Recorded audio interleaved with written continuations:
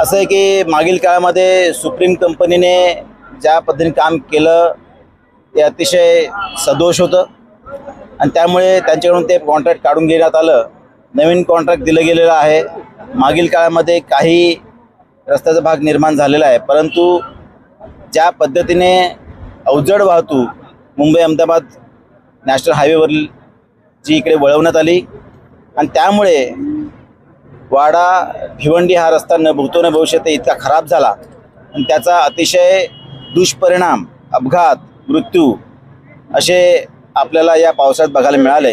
अतिशय दुर्दैवी आहे, परंतु निश्चितच याची जबाबदारी घेऊन ईगल कंपनीने, प्रशासनाने मागील काळाचे आंदोलन झालं त्यानंतर साधारणतः 8 ठिकाणी दुरुस्तीचं काम आणि 4 ठिकाणी नवीन काम हे घेण्याचं मान्य केलं. ते लवकरच सुरू झालेलं आहे आणि त्याबाबतची एक समिती प्रत्येक तालुका वाईज म्हणजे भिवंडी तालुका आणि वाडा तालुक्याला निर्माण करणं, प्रांत अधिकारी, वृत्तपत्रकार आणि इतर अधिकारी अशांच्या माध्यमातून एक चौकशी केली जाणार आहे.